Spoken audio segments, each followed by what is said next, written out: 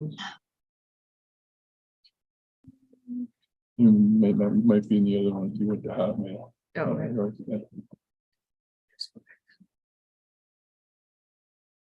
That one, yep. And you should be in that one. Okay, All right.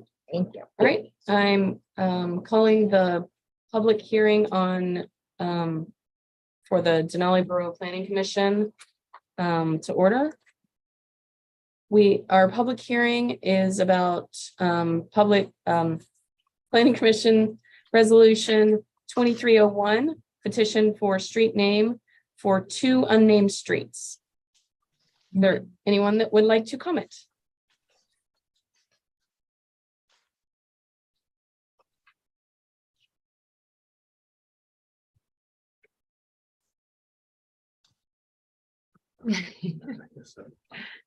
I'm not sure what I need to say, but I hope you support the naming of the 2 unnamed streets. All right, thank you. Okay. Any other comments? Might be in the other one too. Okay, thank you. I will close the public hearing. And now I will call to order the regular meeting of the Denali Borough Planning Commission for January 18th at 6:08. We have a roll call, please, for the Denali Borough Planning Commission to order. Our public hearing is about public Planning Commission Resolution 2301, petition for street name for 2 unnamed streets. Is there anyone that would like to comment? Sorry, I'm trying to figure out where that feedback's coming from.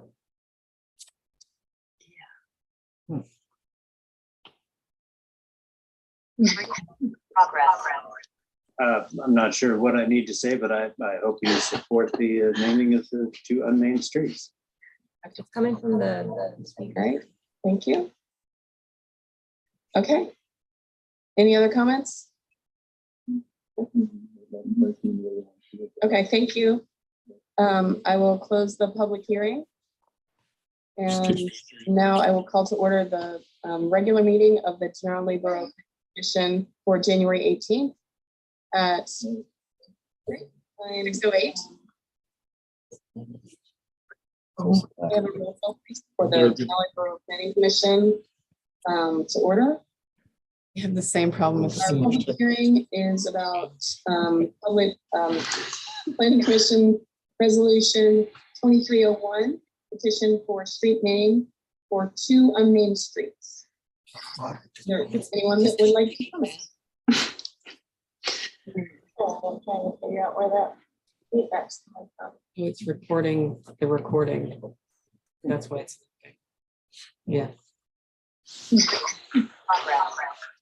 I'm not sure what I need to say, but I hope you support the naming of the 2 unnamed streets. That's because it's recording the recording. Oh, James. Any other comments? Okay, thank you. I will close the public hearing. And Yeah, there's got to be a. now I will call to order the regular meeting of the Denali Borough And Commission it does for January 18th at the local system. 6:08. It wouldn't be on one of the iPads. No, she's going to take The into. Denali Borough Planning Commission to order. We have the same problem with our public hearing is about public Planning Commission Resolution That's where we lose it. 2301, petition for street name for 2 unnamed streets. Because they open Stampede, it is icy. We live? It's kind of. That's like, we went through this a few minutes ago and I recorded and it just keeps playing it over and over. Okay. It's Amber's trying to figure out how to fix it without using a hammer. Okay. generally.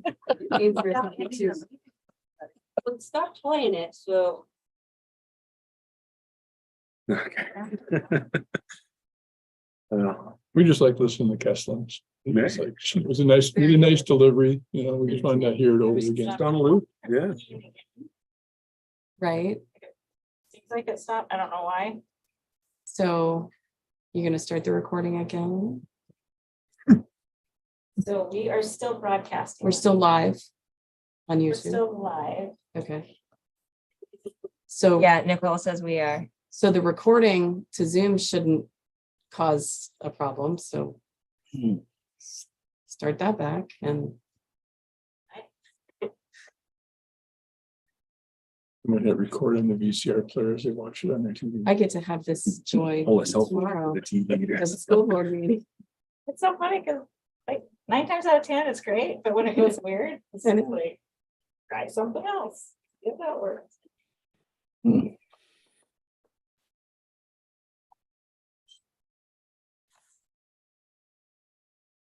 YouTube, we don't have any sound, so. Anyways, here comes Eric. I say we have the meeting.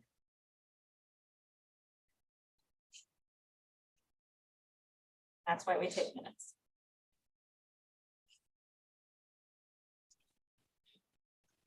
Okay, Eric, can you hear us okay?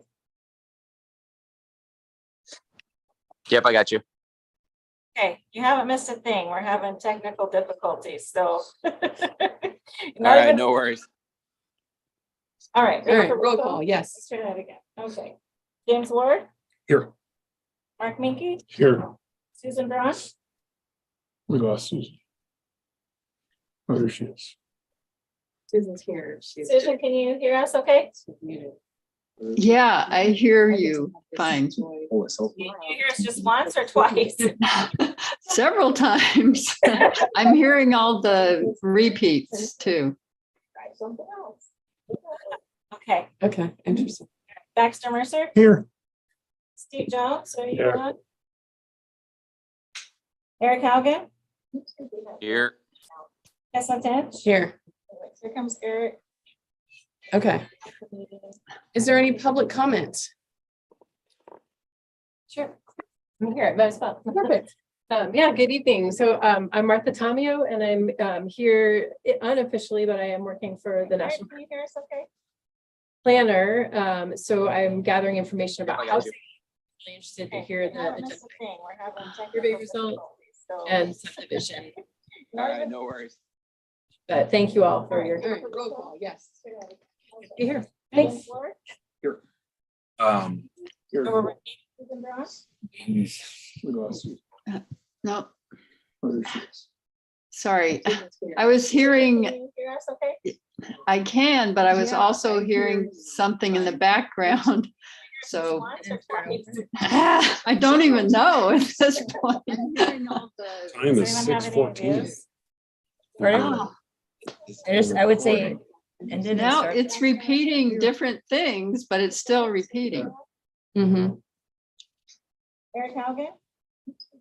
yeah, we're repeating the roll call again. Here comes Eric. Okay. Is Is there any public comments? The thing is you're gonna have to end it. Here, that's perfect.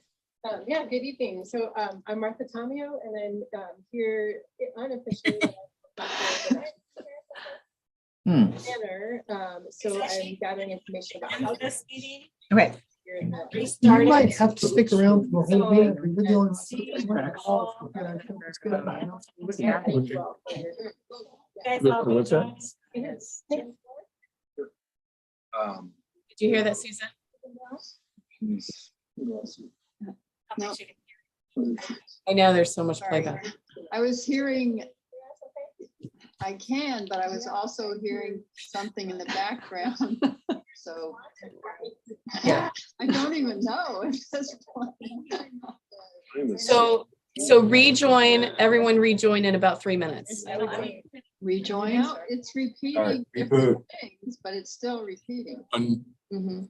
Leave, okay, leave meeting. Out. Yes. Yeah, we're repeating the. Everybody hear us okay? Can you hear us just once? Yes. So Okay, far. So far, so good. Gotta wait a Okay. minute before it loops again. Can you hear us just once? All right, did we get let's see, Eric didn't join back. He did, he's on. Yeah. Oh, he is? Yeah. Okay. We got Steve back and Susan's here. All right. And we have one more member of the public. Mhm. So I'm not sure if she was trying to do a public comment, and get in. Well, that's where we are. Is- Okay. Would we like to, would anyone like to make a public comment?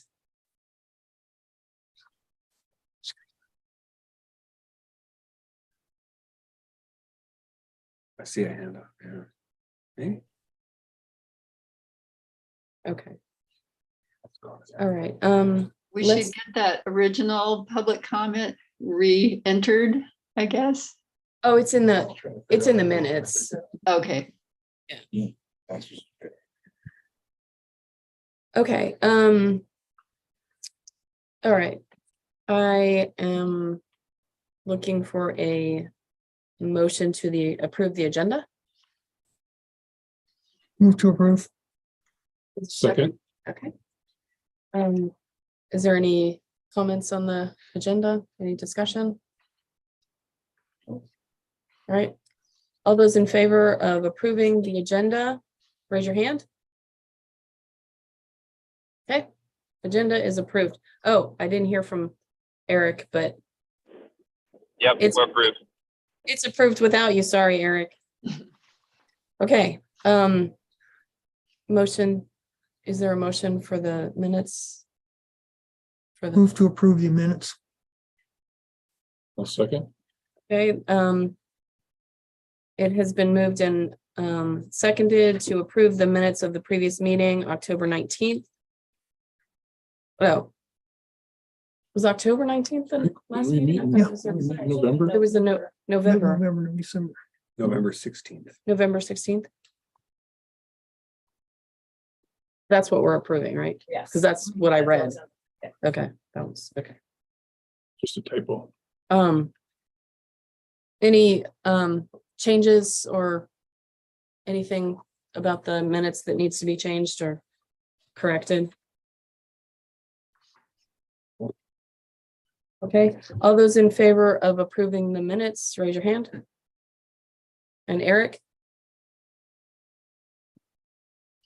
Eric's made it. Yep, approved. All right, minutes are approved. There's no correspondence. There are no plats and conditional uses, and we'll have the mayor's report. Thank you, Ms. Tench. Nice to be with you this evening. Happy New Year to all. And you have my written assembly report in your packet. I'll go through some of the different topics and also hold back some a little bit for other reports here too. Well, for example, we'll start with the street addressing project. Marcia's going to be reporting on that as well. There's a lot of good progress being made there.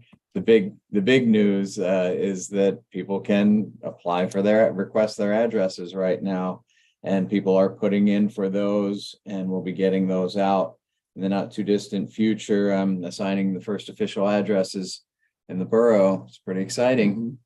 Big step forward. So a lot of field work's happening. Well, I'll let Marcia talk about that, and then the kind of two concurrent projects, right? The street sign installation and the actual assignment of addresses.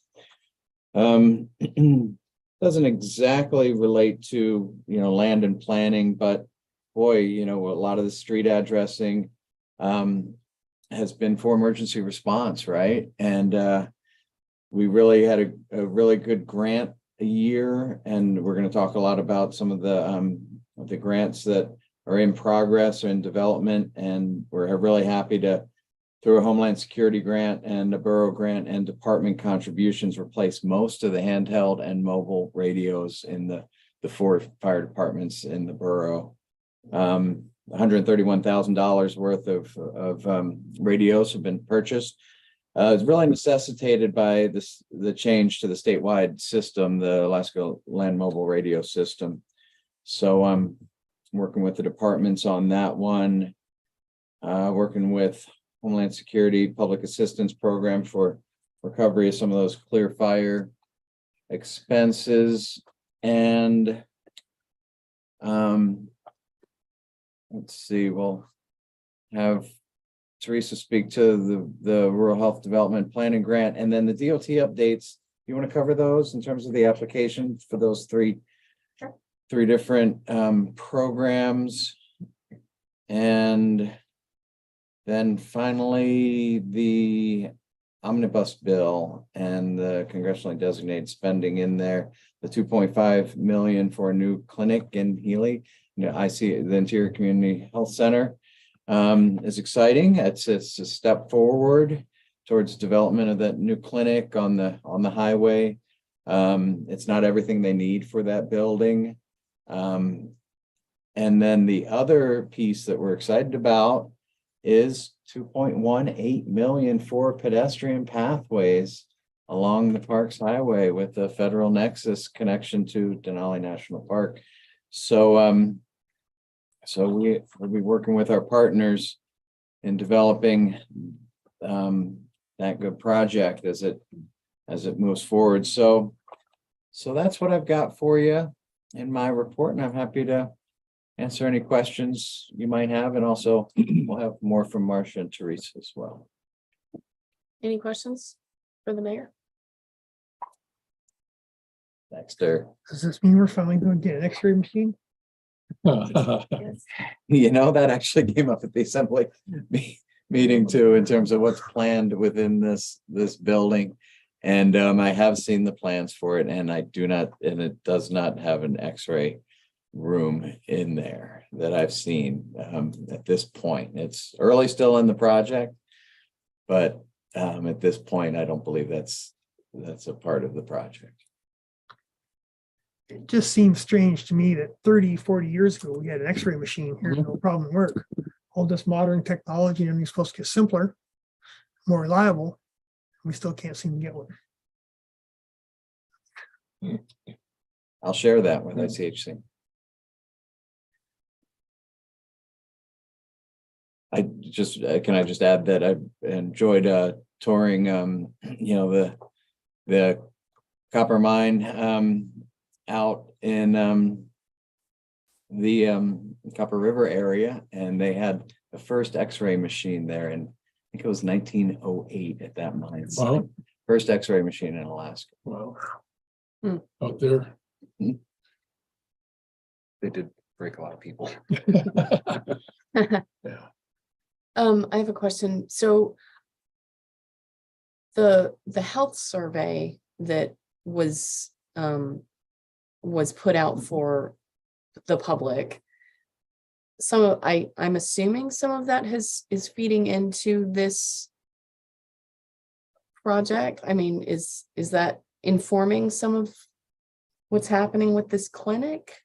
ICHC has been in pursuit of this new facility prior to the project of a community health needs assessment that survey is helping to inform. I can speak more to that. And Teresa can speak more to that as she's been engaged with the researchers and who's putting together that community health needs assessment.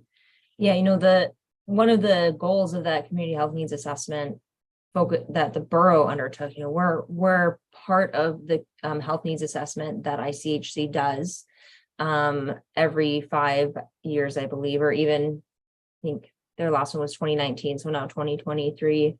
They include Denali and Fairbanks, but there wasn't any, quantitative data is hard for our community because we have such a small population, and it's hard to have the little data we do have be meaningful. So our community health needs assessment was focused on that qualitative data. So really focus on those focus groups and interviews, and even the survey itself was a lot of qualitative data.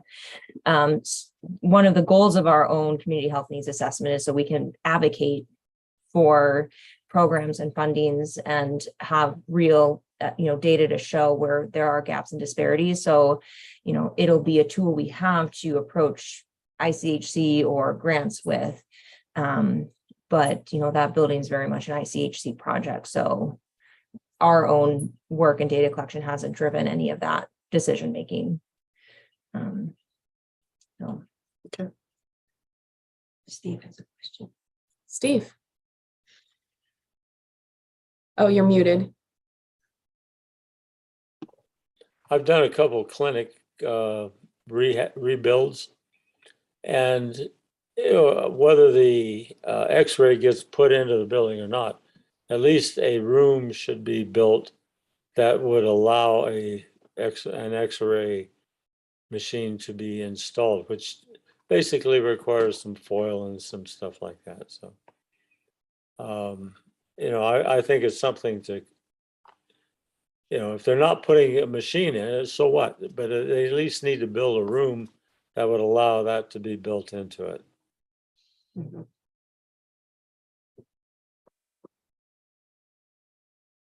Any other questions for the mayor?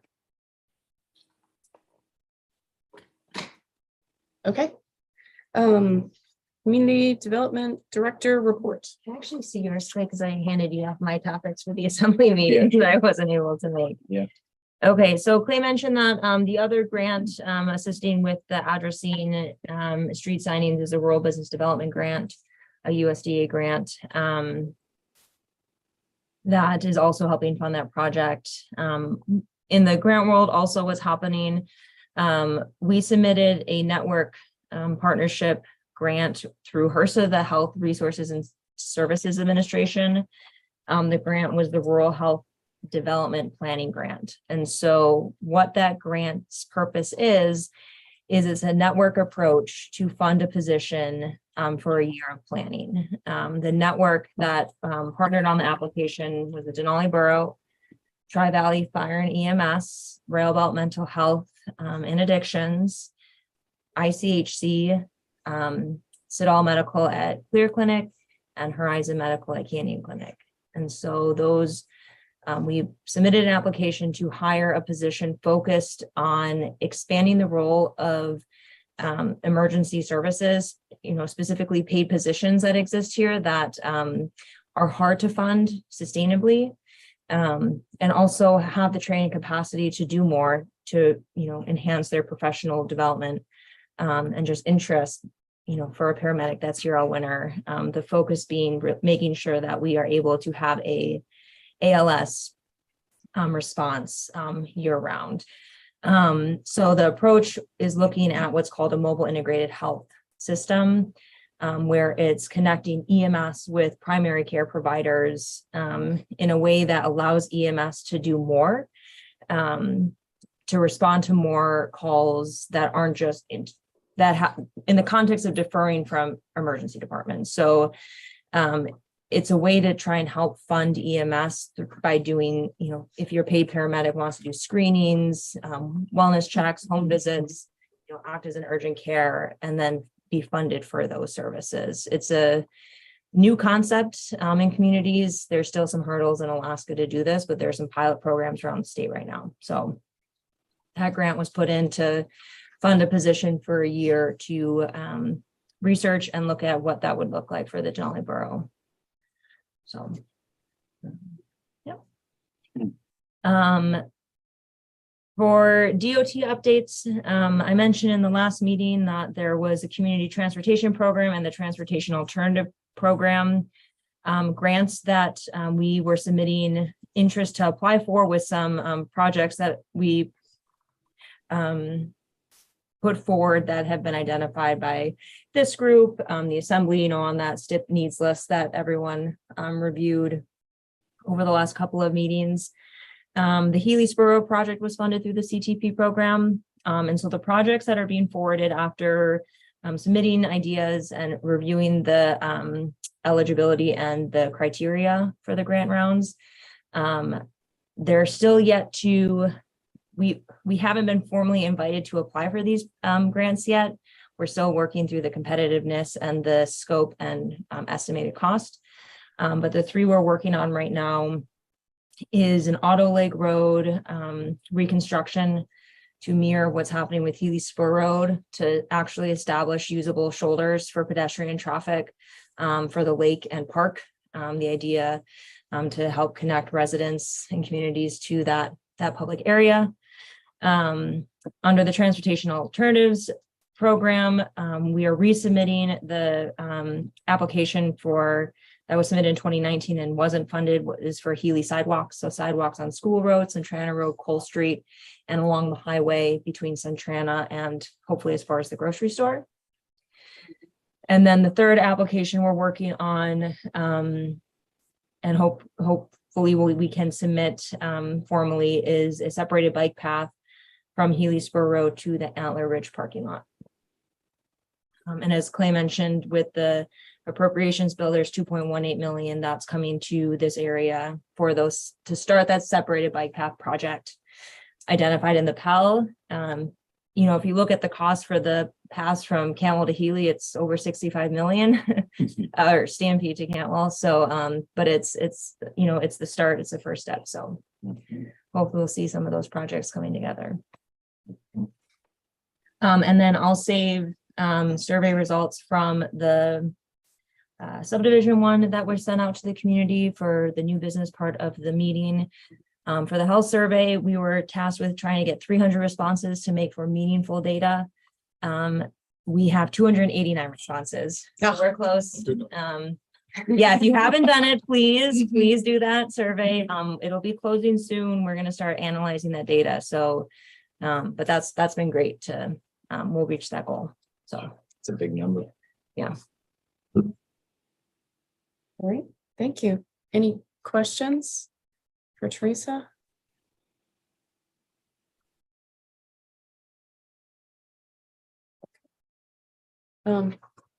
Marcia?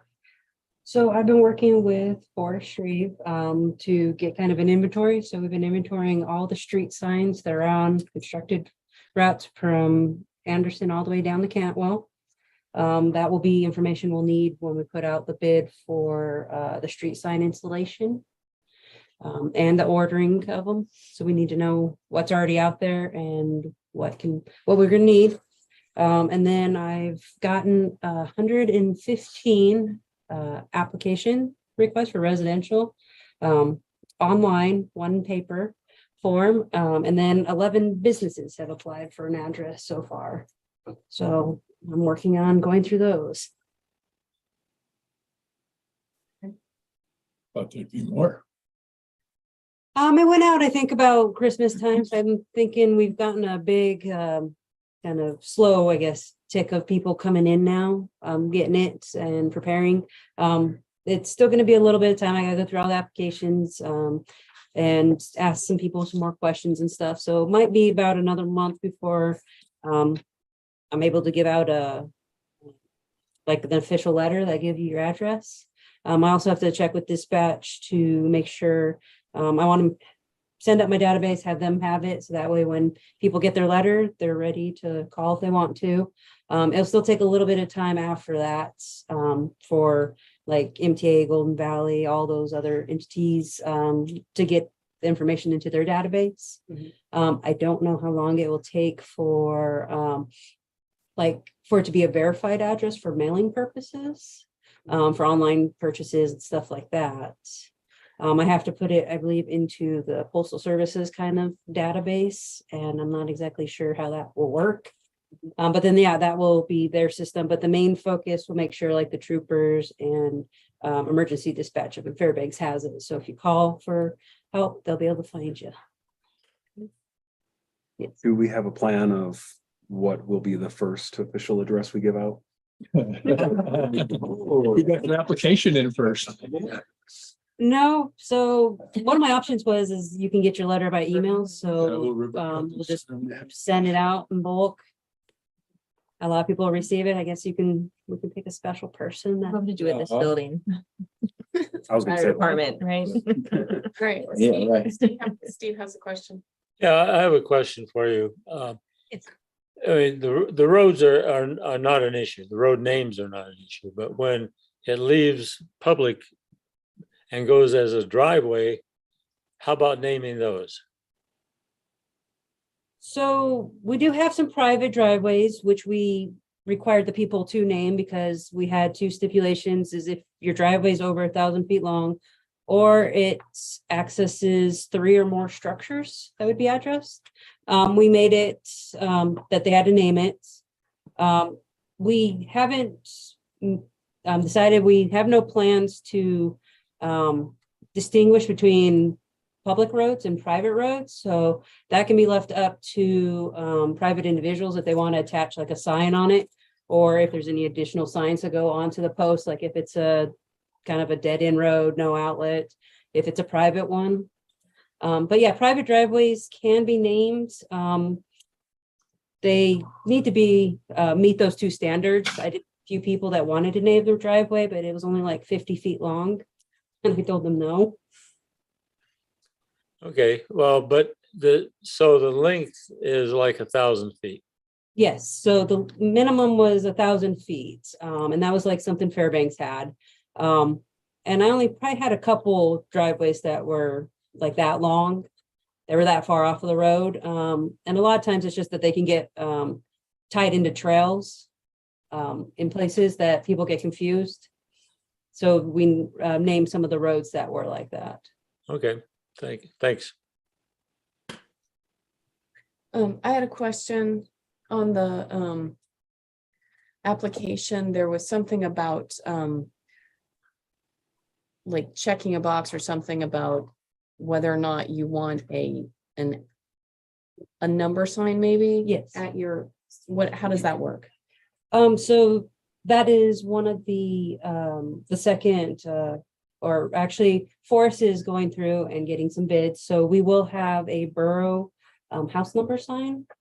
That's the option. Is the checkbox was yes, do you want us to provide you one, or would you like to make your own, buy your own? That is an option for people. Our only recommendation is that you try to make it reflective if you're gonna make your own or buy it, so that way it can be seen at night. But yeah, the borough is looking into providing one for people. Okay, and that will be probably another grant process because you're doing a grant for the street signs. So part of the state Homeland Security grant was actually, it's kind of split between the installation and purchase of the street name signs and for some of the house number signs. Oh, okay. So kind of both projects, we have our match to go for both of the grants, the Homeland Security one and the Rural Business Development. The borough will have to put some money towards buying some of those signs and some of the street names. All right, thank you. Any other questions? Okay, on the 2 names we did tonight, okay, one's labeled as an avenue, and the other is labeled as a drive. So in that case, we're saying that the Niki is 1,000 feet or better. No, both of these, so the suffix is based on directionality But of they're the both street. going the same direction. They are, but one of them actually is could be a road. So Deniki Road is because it's actually a road. So the definition of a road is it goes in multiple directions. And that was just one of them, where the other one was more of just a straight street. And then it goes in a street is an east to west type of road. So my place, I live at the end of Lake Light Road. And it goes north, and then it goes west. Mhm. So is that an avenue or a road? It depends, I guess, on how I did it. It should probably be a road if it goes in direction. So like Healy Spur Okay. Road is a road because, it goes out to the east and then it drops to the. Okay. But yeah, I think yours is a road. I wasn't sure on those 2. And I saw this, I was less unsure. So, okay. I got it now. A few of them did come to that where, yeah, I had to distinguish road or not, because I know Sergeant Minor had brought up that question is, even if it's like, if you're doing like the Ridgetop Road, it's still a kind of north-south road, but in all actuality, it's switchbacks. And that's why it was a road versus, it's not from start to end of like what direction, is more of kind of I determining, get there. yeah, how the street went. Yes, So I got a question about the 2 on the docket tonight. Are the applicants happy with these, whatever you've assigned it, road or avenue or whatever it is? The suffix is not up to the person. It is a borough determination, so I didn't ask them if they wanted it to be a road or not. Because they seem like they pretty much go to the same place and turn into parking areas, so I don't know. Both of them are for, one of them, so the road actually has multiple structures on it now, where the other one has future developments about to happen. So that's why. Yeah. Thanks. Any other questions for Marcia? Okay.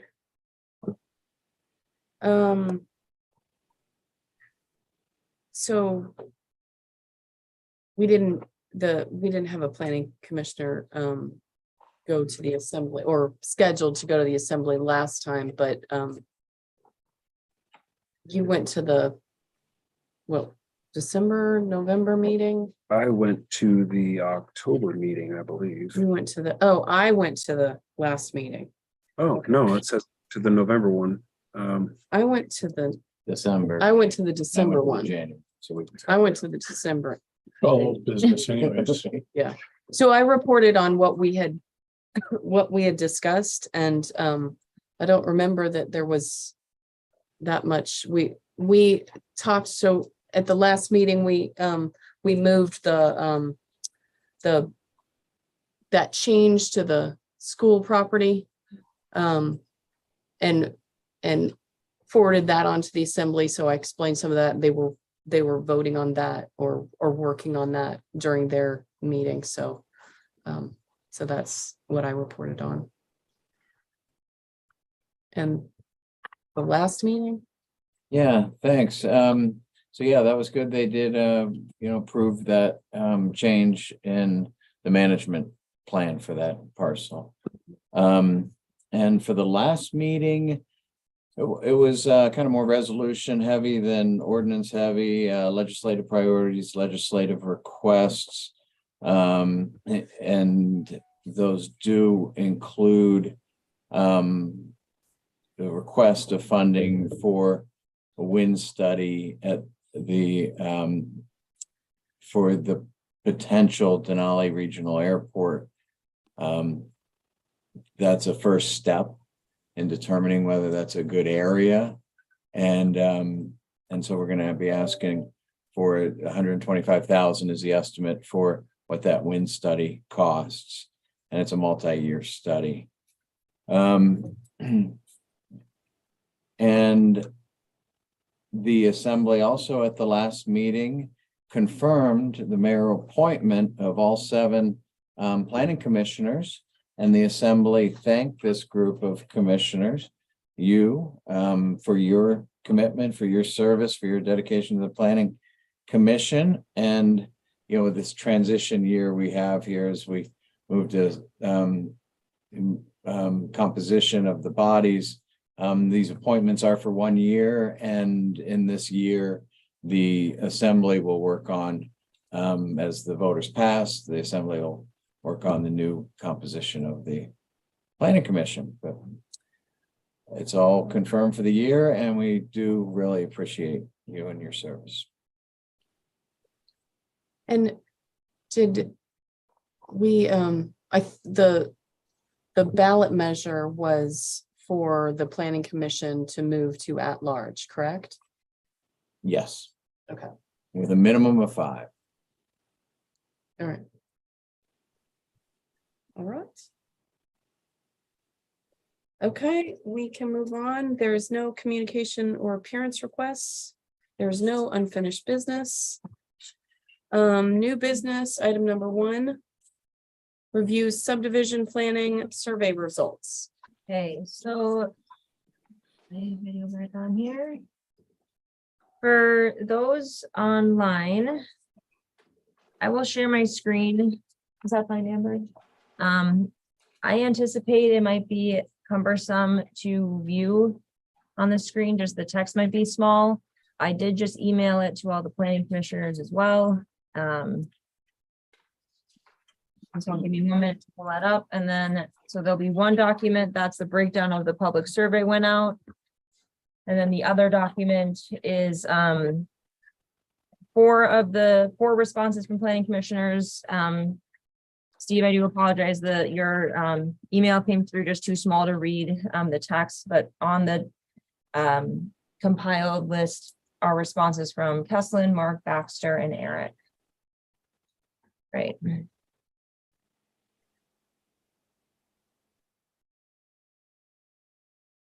All right.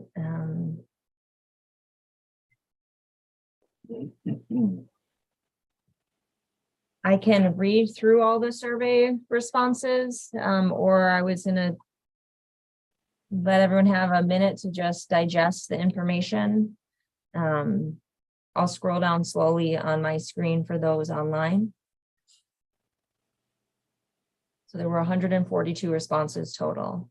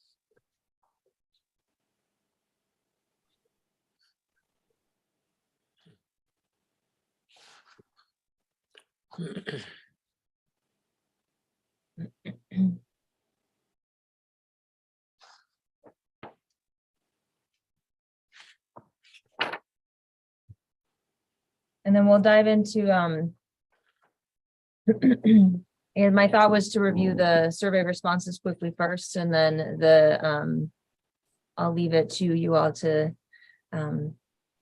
jump in with the planning commissioner responses, since it's not all inclusive. So just thought I would touch on the public survey quickly, answer any questions people have for that, call out a few things that seem noteworthy. This is not all the data that was collected in every way it could be looked at, but it was an attempt to give a snapshot of some of the comparisons. A lot of the survey responders do already own, but there is a difference in who would like to own. Of the renters, there are 20 of the renters who responded do want to own a home. One of the responses I found interesting was current dwelling of renters. Only one respondent who's a renter is currently in a single family home, but 18 responded that that is their future hope, to be in a single family home. One of the questions that we put on there was that, where the borough owns land that's been classified as residential, there's some areas that have good land without direct mountain views. And there's some areas with beautiful views, but it's, on that tundra, not great building land. Responses were 50-50 over what people would prioritize who responded. So I thought I wasn't sure what to expect for that. Lot size, there's certainly interest from respondents to have, we did 1, 2, and 5 lot sizes, 5 acres, 1, 2, and 5 acre lot sizes. 5 acre had 68 responses, 2 acres had 42 responses, and 1 acre had 9. Single family home by and large was the largest response for the type of home people were interested in. The options were apartment duplex, employee housing, studio cabin, and single family home. So of those 4, the single family home had 119 respondents out of the 142, with studio cabin second at 10 responses. one of the other conversations that came up in the November meeting was road type. Whether people would be more interested in being off of how it was phrased was a state maintained road with more traffic, or a gravel. So a paved state maintained road with more traffic was one option, or a gravel road maintained by a subdivision HOA with less traffic. 87 responded preferring the subdivision HOA, 50 responded state maintained preference. So those were the few answers I thought I'd call out. I'm happy to answer any questions on the rest of the survey. Any comments anyone has, and then yeah, I'm happy to direct the looking through the questionnaire that the planning commissioners were sent, or else just it can be a conversation amongst all of you.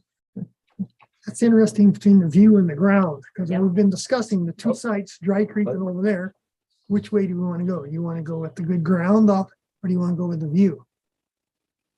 I know which one I'd be in, and I'm pretty close to it. Half of the people want to be in the same spot I think.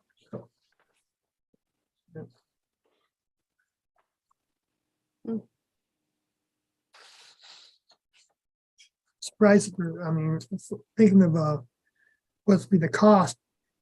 The 5 acre requests are Yeah. quite a more percentage than I expected. I really thought that about 2 acres would be probably the biggest number requested. 5, that surprised me that they got the most bids. They might still be thinking they're going for the old Stampede. Right. Painting That's Creek what I was price. thinking. Right. Yeah. The open I got tundra it right before that change. cost, right? That jumped out at me too. There's a lot of people that are still, they're moving here because they want to be away from neighbors. And some people do want to have extra property to put up greenhouses and garages. I mean, that was one of the big things the city of Anderson people said when we were up there planning, like, we'd like to have bigger lot sizes so we could fit more buildings. I mean, they also have half acre lots. But, they'd still like to be able to have stuff. They'd love to have 2 acre lots up there. And you can do those you can have a greenhouse and such in a 2 acre lot. The other question I wasn't sure what the response would be like was the build versus buy. So 24 there was no responses. It was a secondary question that popped up when it was own or rent. So we think some people just missed it, but 74 would like to build an already constructed house. And 44 respondents would want to build. I saw, it says 28 folks, 12 folks prefer to rent. That's their desired path forward. And that didn't seem to me to reconcile with, like the Park Service having that many seasonal folks and a lot of the jobs we have around here. It made me wonder if we didn't get good responses from some of those groups that probably don't have a long-term stake in the area and maybe wouldn't be paying attention to community surveys. I would Well, they're not agree here right because Yeah. I would agree because Trying to find a nice way to say it, yeah. right above you They're see only seasonal. 28 of the respondents are current renters. So yeah, that was one of the things I was worried about missing. And I think, yes, the survey did miss those currently renting. But the renters who did respond, it shows that the vast majority of them do hope to own. And the preferring to rent, there were actually a couple who own who responded that their future hope is to rent. So that was.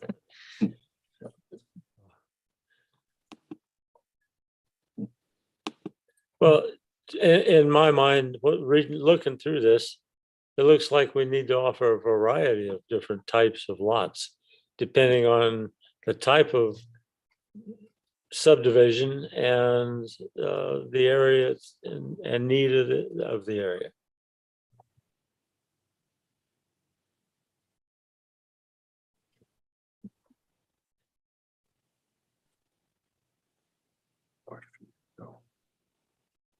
Did it go? Where did it-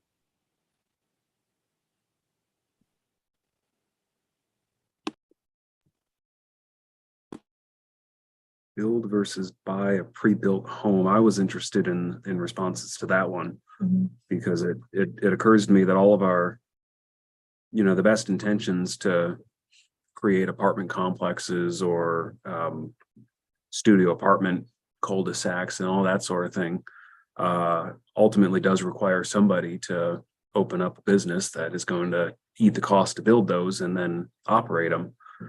I was wondering, yeah, if as we, make our decisions here, who is actually going to then move forward with the next step, pouring a foundation and building? And it looks like a decent fraction will.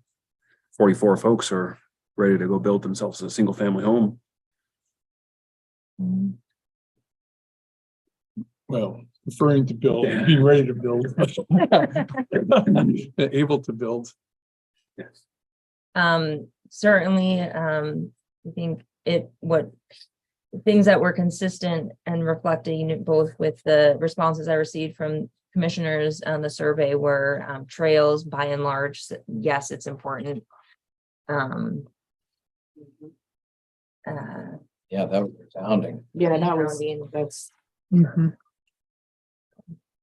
Well, I think that's just been kind of a trend in our borough is people are moving here to be in remote places to get out and enjoy it. So some of the bigger, a little bit bigger lot sizes and yeah, next to trails and people just want to go out their back door and get right in nature.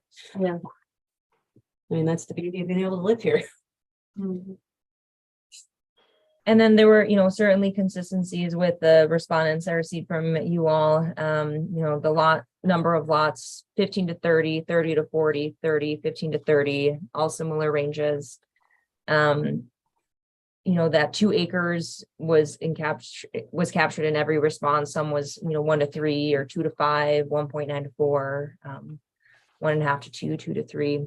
So, also identifying that, majority would be single family with some multi separate dwellings needed as well. Certainly the response was green space, existing trails, buffers should all be considered. Looking at what is needed for easements and setbacks as well to be considered. Road design had a few differences. Cul-de-sacs or all road design should be considered. Design in a way for ease and ongoing maintenance. Loops are better. 2 main points of access, even if there's just one access off of Lignite, the road itself having 2 access points. And then setbacks just needing, minimums and for utilities.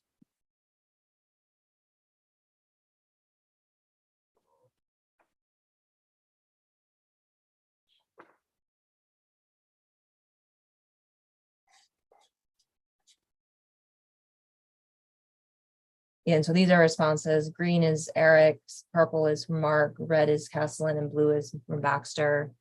So it doesn't capture everyone's feedback. Maybe we could ask Steve right now to share as we couldn't quite read it. Yeah, certainly, Steve. Well, my opinion is that each area needs to be designed to fit the area. And that will make the decision on whether the lots are 1 acre, 2 acres, 5 acres.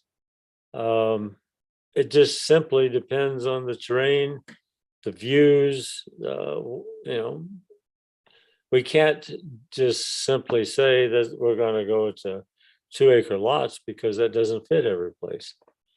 I think we have to be more fluid in that, but the information that we got off of this survey could lead us towards some ideas on how to design individual subdivisions that we dispose of the property.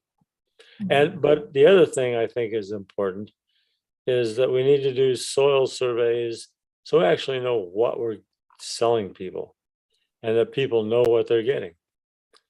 I mean, the borough owns lots of land that is simply not developable.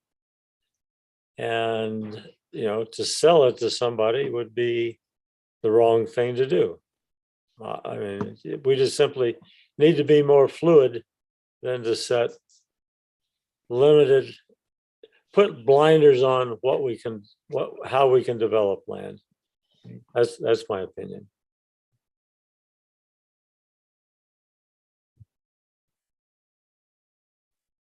I agree with what Steve just said. I was gonna bring that up too. And have a mix in each area maybe, because some people do want smaller lots, some people want bigger lots, as the topography allows. Just go with what's there and figure out what's best for that place. And what people are wanting in that place.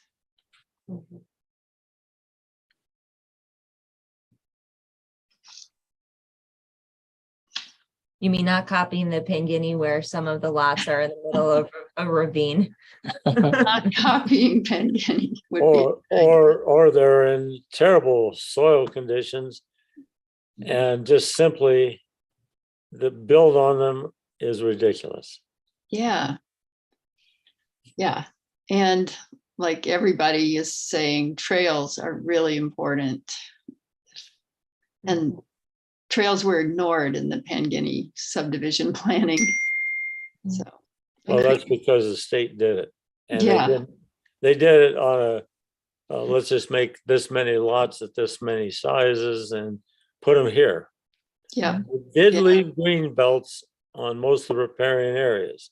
Right. They So did they that. weren't oblivious to design, but they were pretty clueless on actually how to design a subdivision. Yeah. It also fractured the access from, the highway Mhm. through the subdivision out Stampede Trail. Yeah. Yeah. It's pretty much the way we used to go. Now that there's alders and the Stampede got improved, we can't go by the road anymore. So yeah, it's a mess, kind of. So I think we can do better than that. Yes, hope so.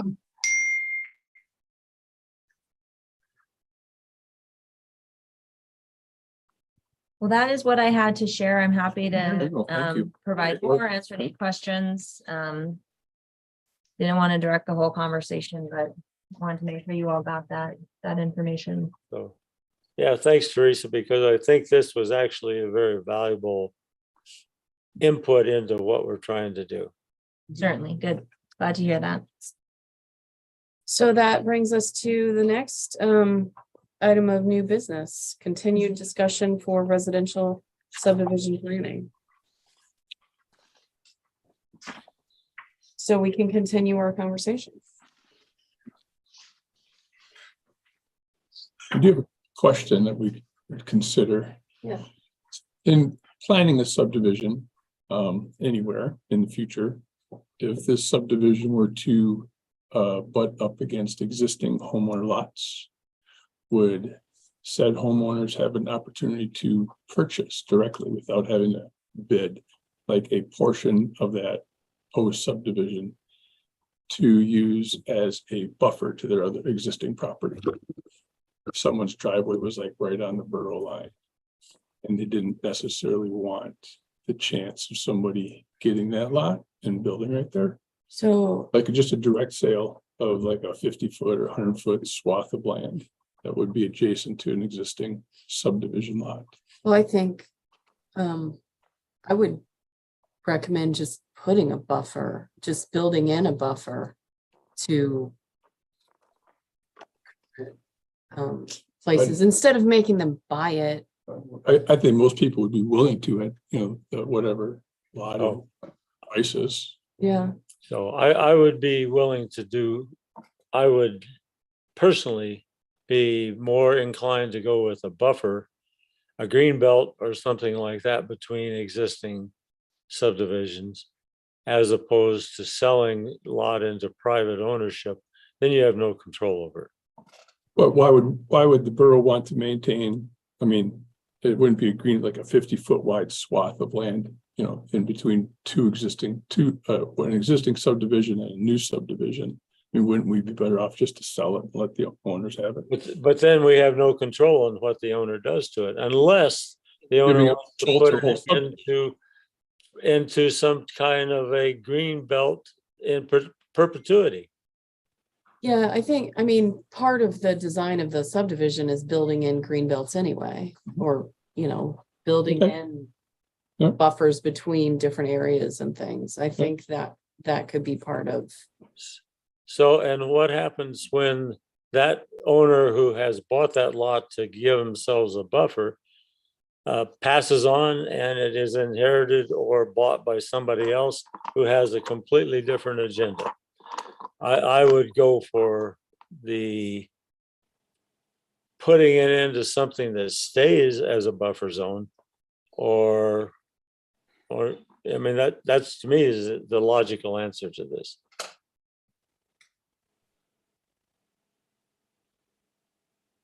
There's another aspect of that, it also by our code, you have to have very special circumstances to do a direct sale. To do, yeah, that's Because what I was as we're a wondering. public entity, Yeah. we have to do it, we have to make it fair, Mhm. where it wouldn't be plausible to build a subdivision next to somebody and be like, oh, well, we built it next to you, so we're just gonna give you the first opportunity to buy it, Mhm. where our better bet would be to build a buffer Just or do the buffer. design it that if there's a road right there, we might as well make sure we have an easement that's wide enough for future growth and give it Mhm. some space. It's a be a driveway. Um, not a road. But we do have, currently we have, and many years ago when we did a tabletop exercise, is most people that are currently in a subdivision don't want another subdivision next to them, like adjacent. Right. They want a little bit of space. That was one request when we did the tabletop exercise for the Stampede Mhm. kind of area. That was like one of the things we heard from the Pangini Creek subdivision was, hey, could you put a buffer in? Well, currently they also do a lot of activities out there, like skiing and stuff like that. So that is a few things they're already currently using adjacent to them. Right. But yeah, we have to have by our code for a direct sale has to have very special circumstances. Marcia, you mentioned, oh, thanks. I'm Nope, sorry. I just was, I was gonna ask, in November, you mentioned a borough code that restricts the size of lots to no smaller than 1 acre. Yes. And so how would you add a 50-foot strip to a property? How would you? You make it a mechanically- track. A track. So Okay. you do a parcel in itself that's like a tract of land. Because that's currently like what Lignite has for their strip. or they could vacate that line and just put it to their existing lot. There's anyway a mechanical solution that would meet code and still Well, do that. So you can have like a lot a little bit smaller, but it has to be for communication, like a tower. Because for public safety reasons, even the state has like, it can't be less than 40,000 square feet because it's for public safety and welfare that lots can't be smaller because then you can't fit a well or septic on it. And your neighbor means that you're getting into some tight quarters terrain wise is if your neighbor is the first one to put in their well and septic, that will then determine where you're going to put it. And the longer it takes somebody to build, the more likely it gets the last person building may be out of luck. If you're sandwiched between two people and they put their wells right, and we've got people that put their wells like right next to their property line. And that comes into play about when you're designing a subdivision, you're also going to want to think about the shape of the lot. Because a 1 acre lot that's square is nicer than one that's, a rectangle. Right. Because the smaller it gets in width. Gerrymander, so you can't do wells, yeah. Good Kind of subdivision up feels- on Hilltop, that's comprised of mostly 1 acre lots. Yeah, and there are people that it does kind of get a little tough, and especially like up on Hilltop is another thing is most of those wells, if they do drill well, because a lot of people don't, those wells up there are over 300 feet. Yep. I mean, my parents have two on our property now, and we had to drill over 400 feet. One of them's 450 feet, the other one for their business had to go about 430 feet. Wow. Which is interesting because apparently on the other side of the lake or at Frank Talarico's house, he only went 100 feet. Huh.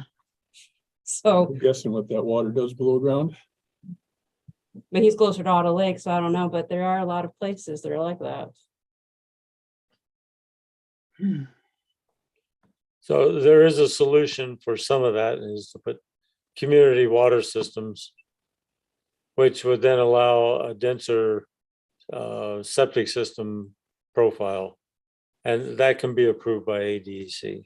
But it takes an engineer to design, say, 3 lots to go on to something like that. Just makes it a little more difficult. And it's usually easier when those 3 lots are either friends or owned by one person to put them on the community well, because once you get 3 different individuals, they have different thoughts. Yeah, no, there's definitely a problem with it. You got a lot of water line out there. That's probably why the two people are decide, or a few people here decide they don't want to live and they want to rent. Probably got tired of dealing with all the water problem. So, No kidding.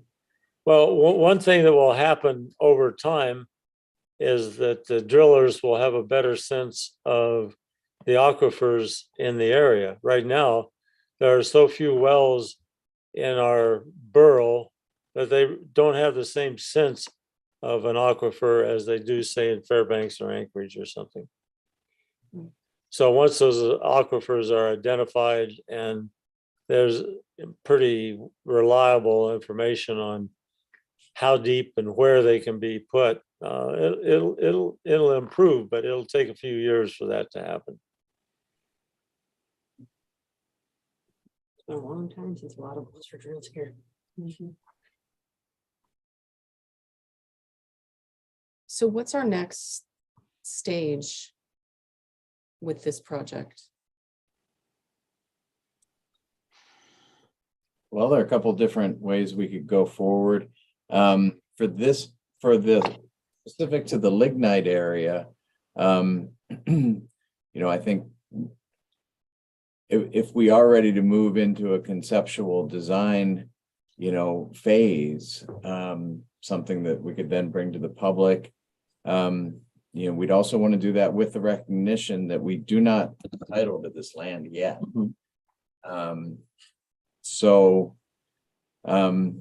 But I think it's still worth, moving forward with towards a conceptual development, conceptual design for this area, while at the same time not limiting ourselves to just this one area. There are other places in the borough that we also have title, patent to the land and can move towards a sale in a more known time frame. It kind of depends on what you guys want to do, whether you want to move towards a conceptual design for this, and also, have another work session or meeting when we look at specific areas that we have patent to the land. The reason why we're looking at the lignite area so closely is because it's so good with road access, power, good developable land. There really aren't that many accessible, buildable areas as lignite. I've recognized that. A lot of people recognize that for a lot of years. But there are also other areas that, might not hit all those qualifiers, but also we'd have patent too. I think the Stampede Road area is in the same class as the Lignite Road area as far as having a state maintained road and power available to it. And, in some spots, the ground is better than others, further east than where the current subdivision sits. I think the ground is a little bit better in places. So we can identify areas that we wanted to develop, but we don't have to develop it all at once. We can pick a 100-acre area and sell lots, do a subdivision on that, get some income from it, learn from that experience, and move on to other additions to a sort of a pre-planned area without the second, third, fourth addition to that area actually having a concrete plan. I mean, we can be a lot more flexible than that I've heard being proposed.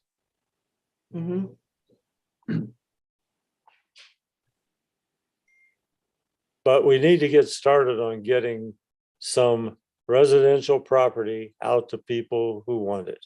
Because right now, the borough is starved for people's ability to buy a piece of property and have a house.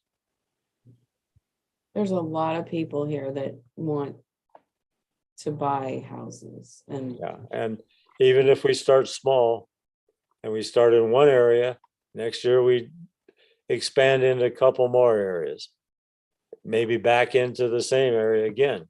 But we need to get started on this process. So I have a question. I'm not interested in, I don't know how to say this nicely, but I am not interested in developing land that people buy up and then do overnight rentals and just use as I want this to be for residents.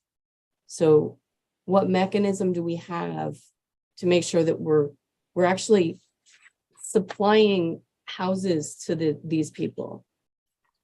So you can put restrictions on the use of the property when you sell it It'd be a covenant in the in at least two different ways.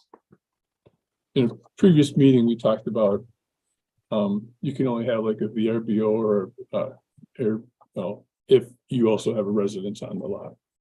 You know, something. If you like actually that. live there. Yeah, you have to live there. So you can do plat notes or you can do covenants, as Tim Vanacek said the last time. You That's know, what Tri-Valley has, is those covenants.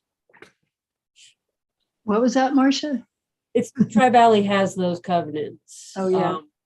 Kind of thing is, but you also have to think is, you know, when you do something like that, it's either the property owner that's selling it is gonna have to enforce them. Or you leave it up to, when you start doing that, then it's the community that has to yeah. enforce it. Yeah. Down the road without the boroughs going into enforcement, it's the Superior Court. You have to take it to state Superior Court to enforce it. Yeah, putting it in covenants makes it a civil matter. Yep. Okay. And that's where you could do a couple different things. So there's a couple of things I was thinking that for subdivision planning is you could do, one method is just kind of designing a subdivision, you know, picking lot sizes, developing the road, making sure it's buildable property. Then there's also designing type of like community subdivisions where the lots are designed for specific purposes, like apartments, condos, that kind of stuff, that these lots are sold for those actual specific purposes. If you're trying to draw in a certain type of thing, and that's where sometimes cities and stuff can get like developers, they'll come in and build it. You can also do that with residential structures too. Yeah. But yeah, I really am hesitant. I mean, and I've been a residential builder, so, but I still would be hesitant to offer say 160 acres for some developer to come in and develop a subdivision. You can actually do it where we actually design the lot sizes and everything, where it's a planned subdivision. And then somebody like a developer would then come in and then build the houses. Yeah, but you don't have any control over that. And you don't have any control over the quality of the construction and stuff. And you look at communities like Eagle River and Anchorage, and you see the fallacy of just simply opening it up to people that want to come in and develop it. And they build to your standards and to your requirements, but you know, now they're having to go back and basically retrofit a lot of stuff that was done under those guidelines. So I think it's something to be aware of and steer away from as long as we can get away from it. Yes, and you had asked, you know, next steps, you know, what Clay mentioned, a concept design for public feedback. I think the other thing that had been discussed in conjunction with that is, you know, an engineering assessment as well. So like a concept design that takes in the engineering landscape, wetlands, drainage, topography, Trails, so it green belts, riparian areas, all those kind of things. so it's applicable to certain areas as a concept as well. So using input from commissioners and the survey.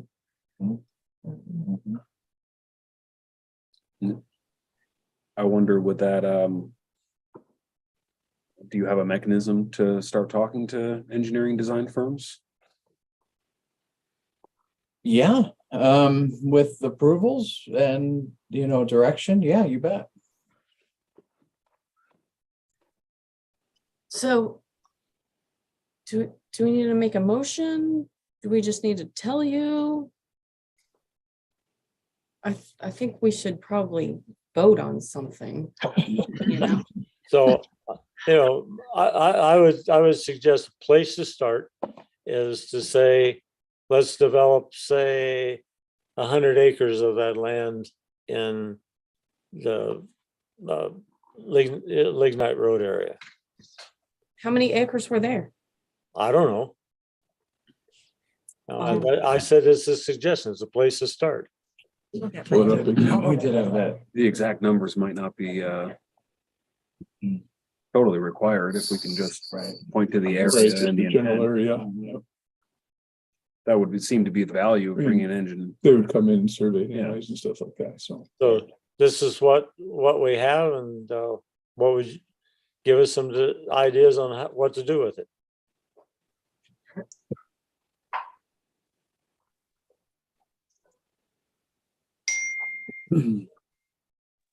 So, Hey, Kesselin. Yes, Eric. Hey, sorry. Sorry, guys, that I'm not there either. So, hey, I guess I would caution rushing to vote on or to put any proposal forward or just to have a proposal for tonight, because we just got the data back from Teresa, which was compiled very nicely to look at and say, like how many acre lots and what was the vast majority wanted, and then how many people were looking to rent versus own, and all of those things. I would suggest possibly taking a second to digest that and then come back with our motion of, okay, hey, we would like the borough to move forward and take this list of requests to a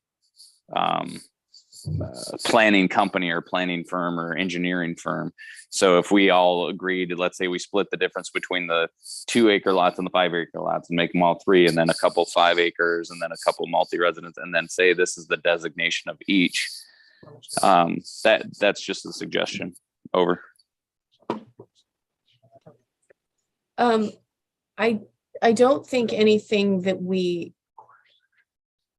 So anything that we get back from an engineering firm or a design firm isn't going to restrict us.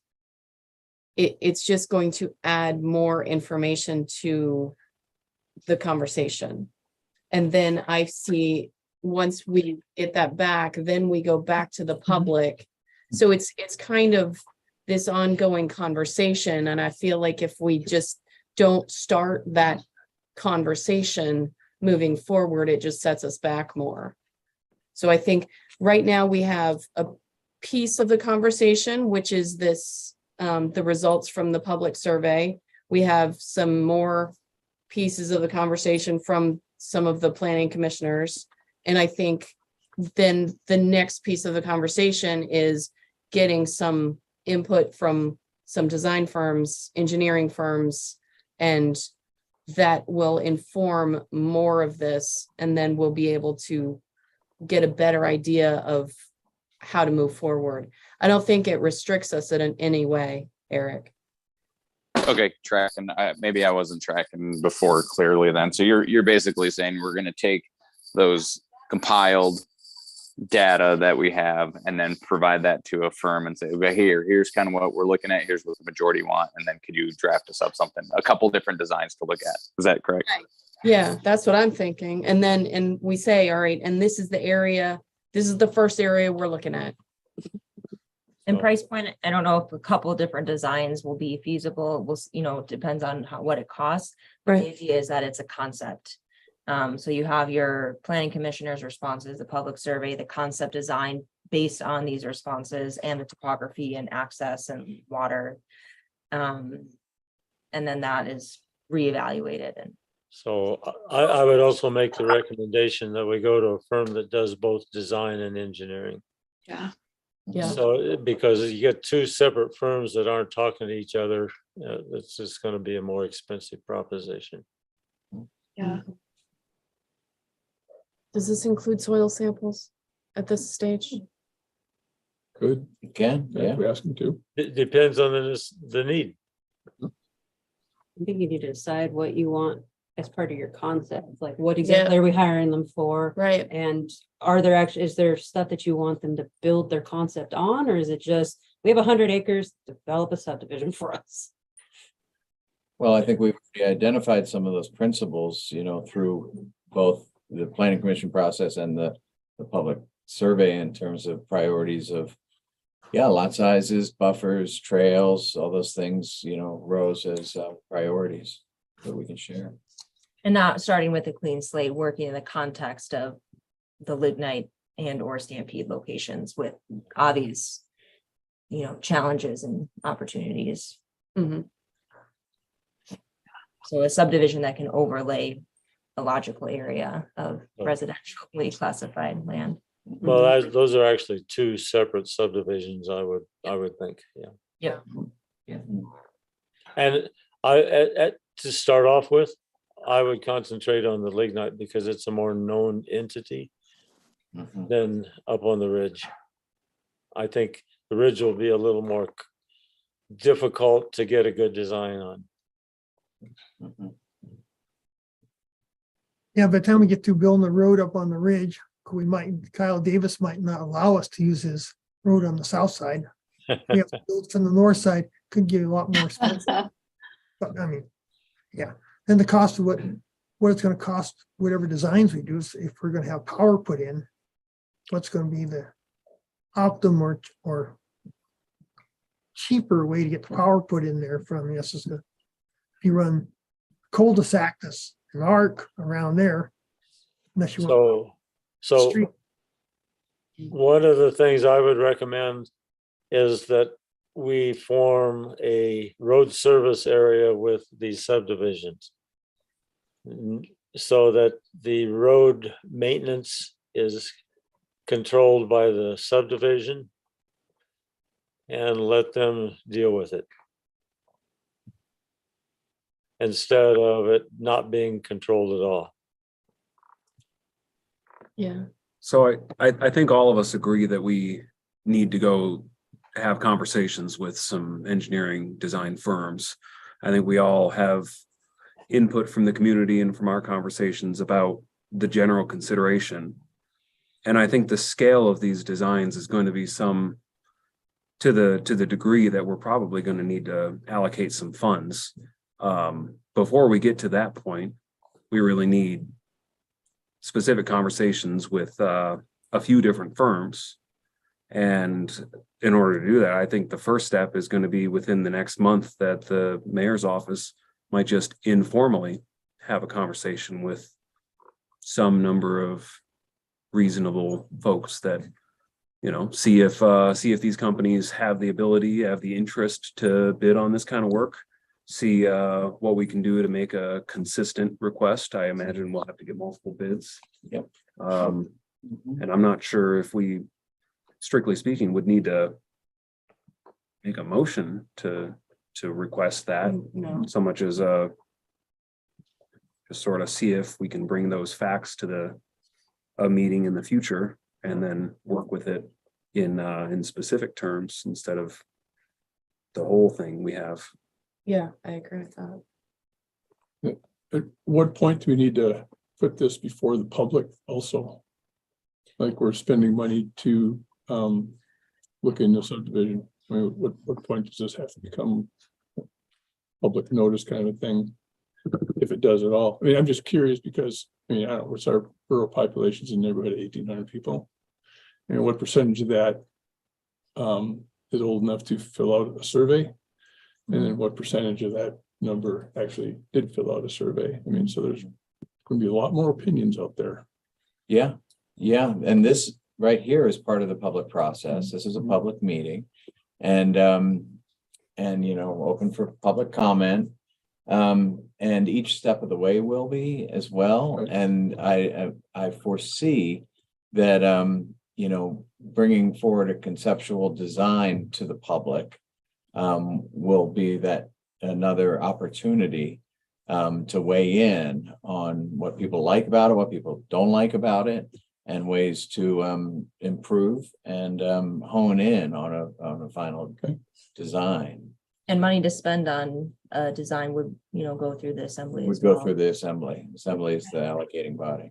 And for the land management plan adopted in 2020 had public process as well. And, this sub area is classified as residential with the management intent be further planning for residential, commercial, recreation, and potential grazing lease, taking into account the desire for a buffer to residential areas and protection for recreational trails. So I think that is what supports concept designs for an area that's been identified as residential as well. So it's coming from a established plan, that the next step for this residential area is planning. Yeah, Really are building off of those prior planning Mhm. efforts. yeah. Well, and if we spend a little bit of time doing this one right, it'll really help us in future developments. Mhm. So with that, could we take a few minutes and read over the planning, each of us read over the planning commissioner survey and see if there's anything that we missed, see if there was anything that we need to add to this. And if it's a helpful document for you all to reference throughout this whole process, I'm happy to get responses from the other planning commissioners, and I'll continue to add to this document, and share an updated copy if that's helpful. It's probably helpful. I'll include the color code next time as well. I Hey, have, Kesselin, oh, go ahead. no, you got it, sir. Go ahead. Hey, Kesselin, I was just gonna add right off the bat that the conversation that was going on about the buffer between the current existing residential lots, and then, we're working north away from that. So just capture that in the document right off the bat, that we should have a nice buffer green space in between the current and the future subdivision. There's only one lot that would be adjacent to it. Okay, And- well and- then say the one lot. The rest of it's the airstrip. Yeah, most of it's the airstrip, yeah. Yeah, this, so that's captured in the blue. Place buffer between Next, new and existing subdivision. So, and in my conceptual plan, I left like a 15-foot buffer between the airstrip and the lot, Okay, so that it would even protect those lots and the airstrip a little bit more.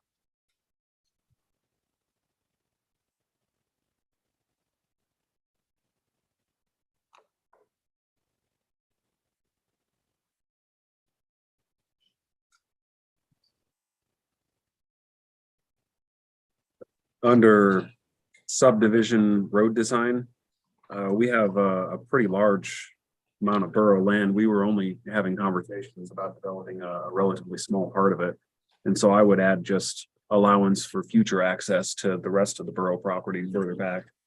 Fair point.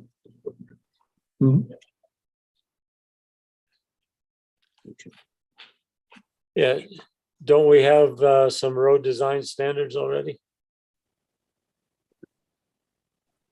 We have subdivision road design standards. We don't have the construction standards. Okay, Planning standards, but This yeah, one, not how you build it, right? Yeah, not the construction, but we do have it. So yeah, and like subdivisions, if possible, if you're gonna design it, you do leave like the roads open for future development of more subdivision or access to other properties, neighboring properties. okay, well, that brings up, these road names for driveways.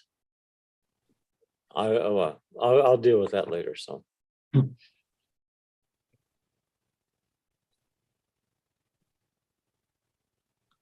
For Steve, Eric, Susan, would it be helpful if I put this document on my screen, or did you get the email to review the responses? I got the email. I got the email. I've got the email, I just haven't responded. Okay, that's fine.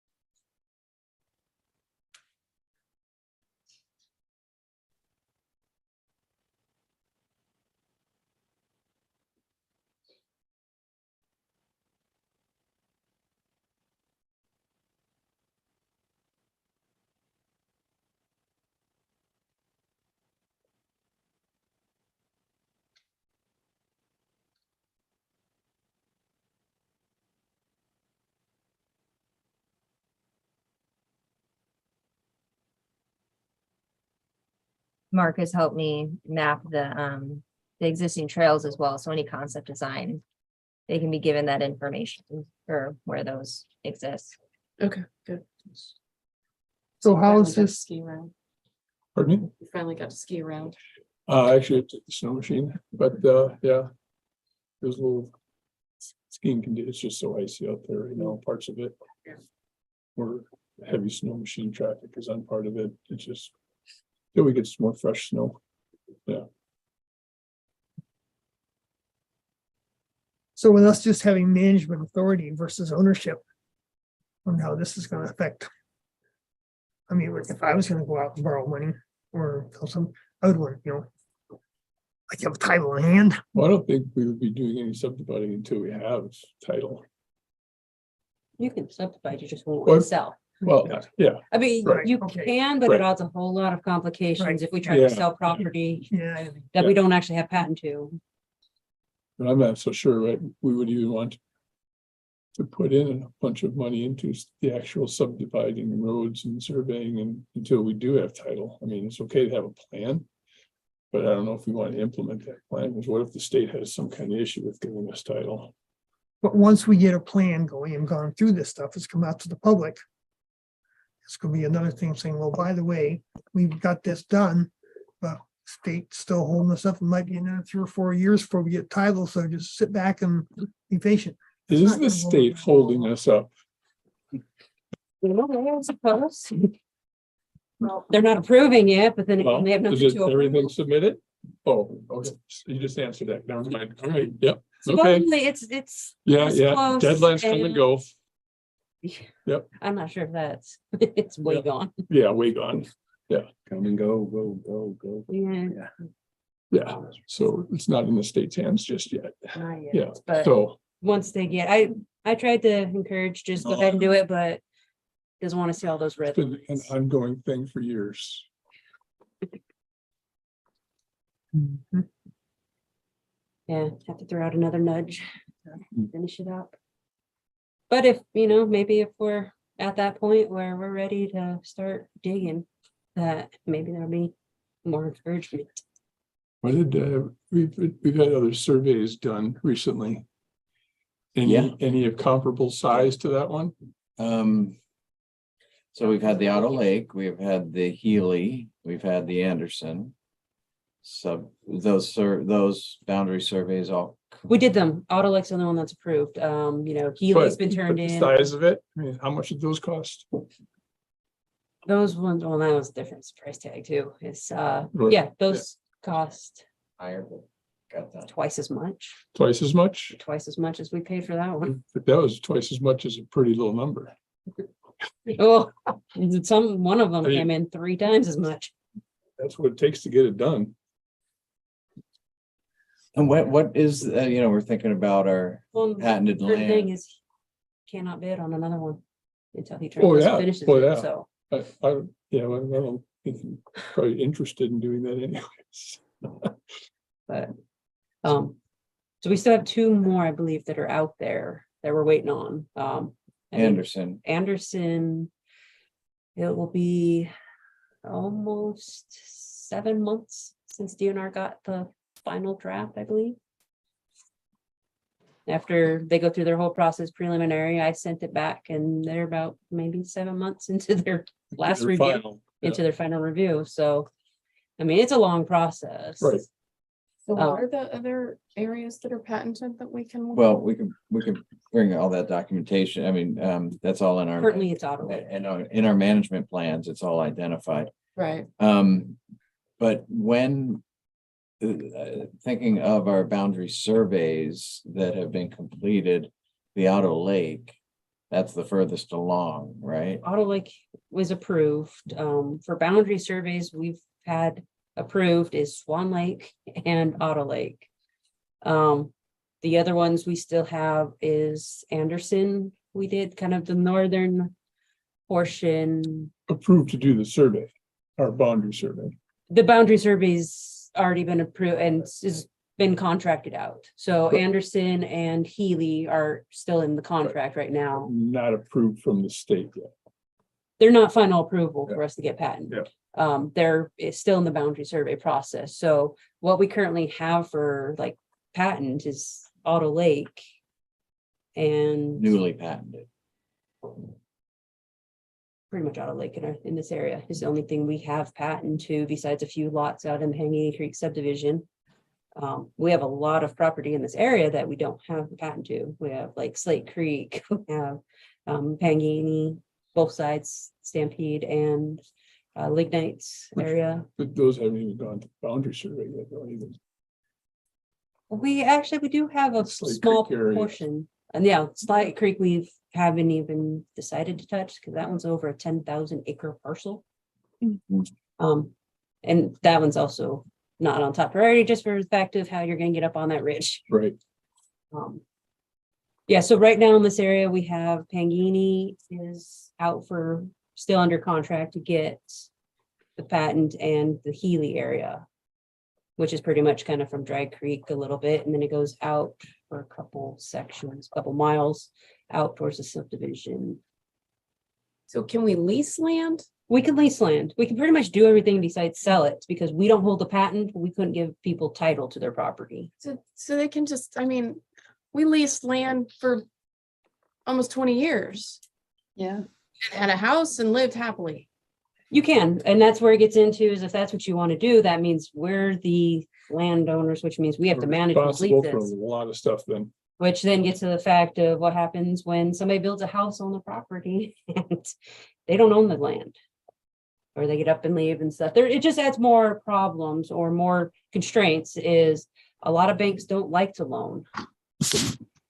Lease land like that. I mean, it's only been, it was kind of common here. So there's a few banks up in Fairbanks that know it. There's a few banks in Anchorage that don't even know that concept exists to have a residential house on leased property.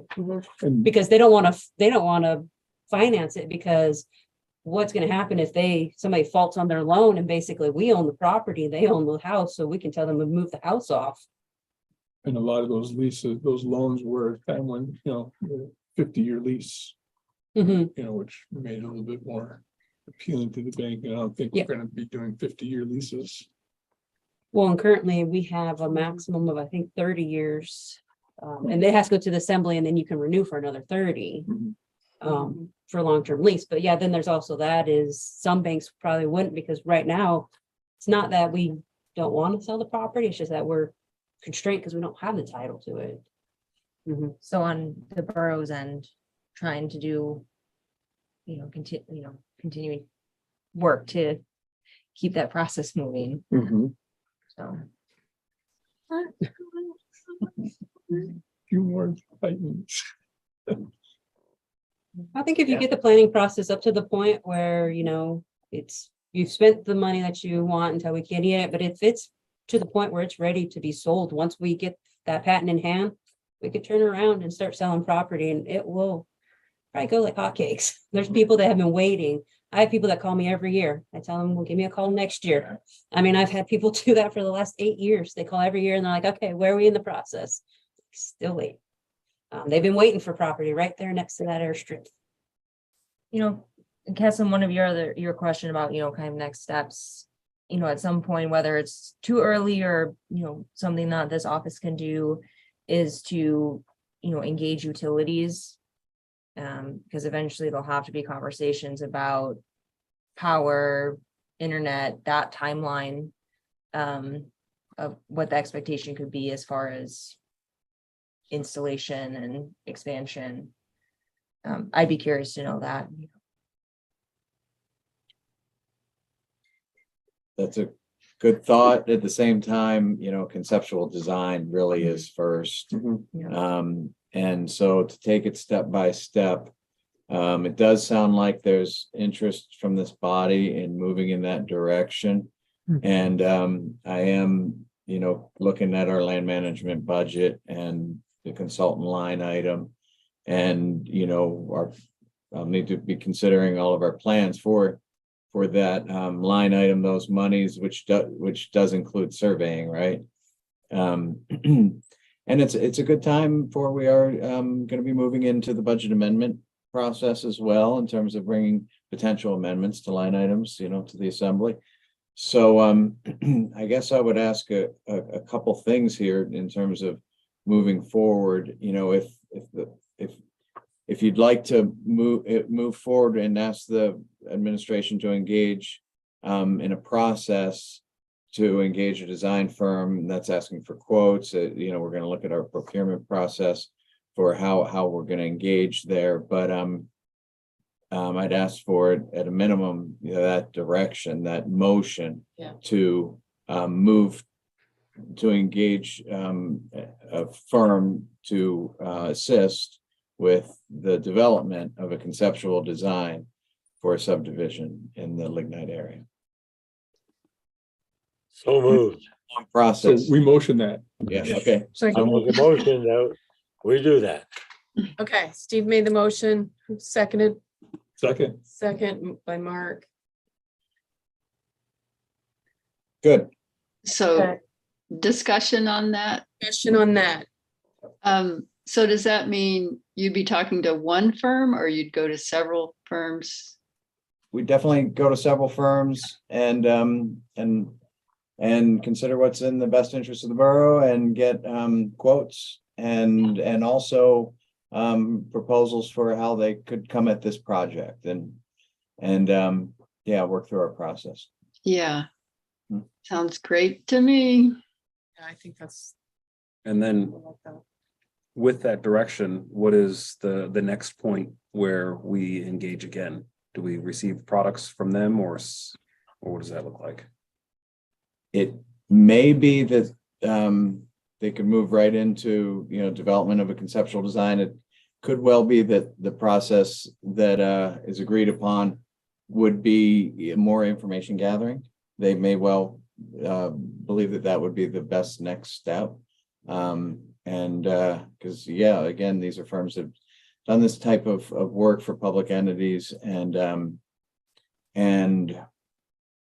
you know, I think it could be that a work product isn't just the next phase. It could be an engagement. Yeah. Okay, yeah, good. Any other discussion on the motion? Okay, all those in favor of the motion, raise your hand. Eric? Hands up. All right. Motion passes unanimously. Thank you. Right. And I don't know Yes. if I may, I'm also interested in, so we may not have, you know, in terms of your next meeting, in terms of February meeting, would you be interested in revisiting that kind of map and look at all of our different patented lands? Yes. Good idea. There- Again, this Lignite, this subdivision planning process is going to take time. Mhm. And I think it might be, and I know there's interest and I feel it, I hear it statewide. I'm on the statewide housing task force. And we know that there's a housing crunch locally and statewide. And, you know, I think we could potentially work, you know, maybe in more than one direction at the same time. We could be working on this subdivision while we also consider potential small individual plots that we have that might be ready to go in terms of a future sale of individual lots. Mhm. Yeah, because we've got a heck of a lot more people that answered this survey than will fit in Lignite. So, And there's more areas to the borough, you know, I mean, some of those areas aren't right in the Healy core, you know. That, right, that might be suitable for disposal. So I'm not sure I'm understanding. You're saying there might be things ready to sell now? That's not what you're saying, right? Well, we've done a lot of planning work. And in those management plans, there are a number of places that are identified as potential, you know, residential. And yeah, there are a couple small, not big number. It's not really gonna move the housing needle in a big way here. But there are a handful of lots out there, a number to the north that could be ready to go. Oh, okay. Yeah, I would, yeah. So at next meeting, I'd look at everything that we have patent to. Especially, and then anything that's close to patent would be interesting. You could Okay, do a list order. Boundary survey in process, boundary survey complete, state sitting, waiting for boundary survey to be complete. right, Ready to sell it today. ready to sell it today, Ready to sell it exactly, today. yeah. Yeah, it'd be nice to have it in those categories. Get that done. Okay, we're ready for next item of business is number 3. PC Resolution 2301, petition for street name for 2 unnamed streets. Is there a motion? Move to adopt. I second. All right, motion is moved and seconded to adopt the resolution. Any discussion? Steve, Oh, go ahead. no, I'm just pointing you out as Okay, yeah, I'm all for naming driveways, don't get me wrong. But, if we are naming roads, and these are drawn on the thing, on the little drawing as going to residences and not going off of private property. They're going off of a right of way onto private property and not continuing on to public lands. To me, that's a different kind of road, name than a subdivision road or a road across state or borough land to private land. I mean, I own 2 parcels of land that have private roads on them that currently don't have any requests for names. Addressing for those lots I've requested, but I haven't requested extending that road name onto the lots to give those cabins and stuff addresses. And I'm not quite sure how to address that. Do I change the name to some other name, or do I continue that road? But that road only goes onto my private property. And so I mean, I don't have any problem with saying Emma something or to Nikki something, but if it's a road, I think in my mind, a borough road should go, maybe if it goes through property, it should go through the property, not just, or to the property, not to a residence. And so I'm all for naming these for safety reasons, for identifying where these driveways are. I'm a little bit confused on where we differentiate between a road, a borough road and a driveway. And I don't think either one of these, well, yeah, one of them probably exceeds 1,000 feet. One of them is probably a little less than 1,000 feet. So I don't know, and one does go to multiple residences. And one is a proposed extension, but it's still on private land. And that's the situation I'm personally in. And I'm not exactly sure how to ask for the identification of that. That's a conversation between you and me. And I make a determination on whether or not the road needs to be continued to be named to the property, or if your structures can be addressed off of whatever current road you use to access them. Okay, well, I don't mind.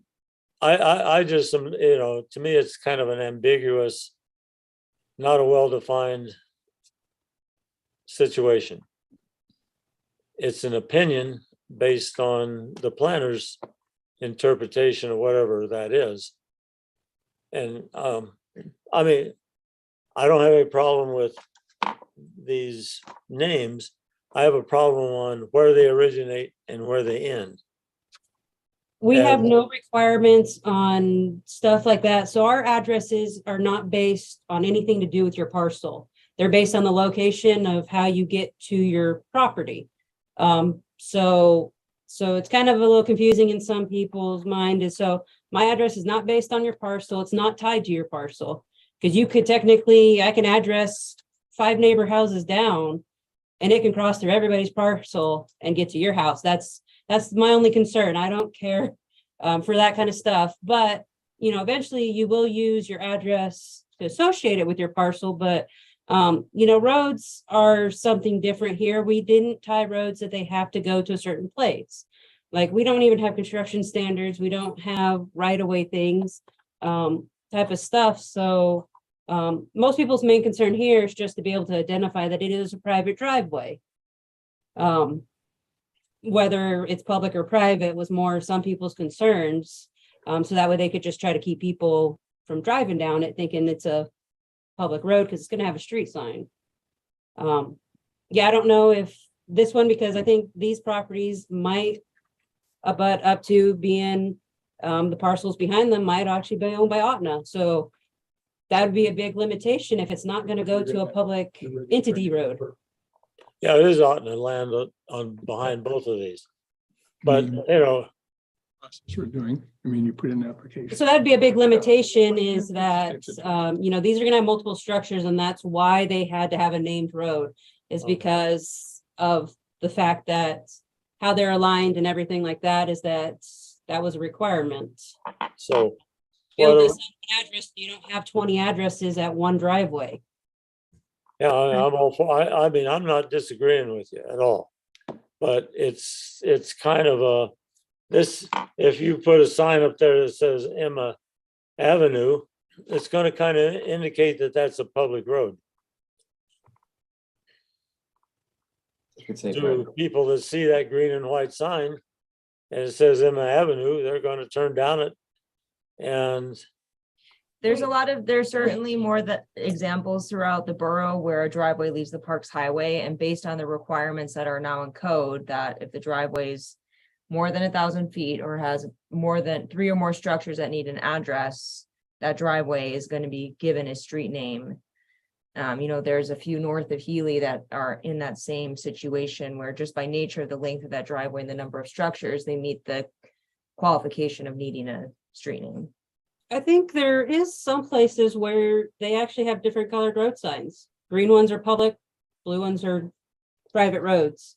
But then we live in Alaska, so there doesn't have to be a street sign for somebody to come down it. I have people every year come down my driveway and then try to tell me that it's private property that they don't have to leave, that they can camp there, that they can turn around. It's like, no, this is a dirt road that they just travel down because they see it and it's Alaska in their mind. so, well, I've had over the years probably as many problems as you have had and a lot more. And even Cantwell said it is, they wanted to try to give like kind of the road that goes out to the old Cantwell. They wanted to try to give it a more distinguishable name than like Cantwell or like the old Denali Highway, because they say they get motorhomes that try to travel down that. And they've got signs so many feet that say dead end, no more, that try to go down there and get stuck because there's no turnarounds. But they're thinking since it's Cantwell Road, they're going to find a Cantwell, a big city or a big development or more places. So it gets into your people of what they're going to follow.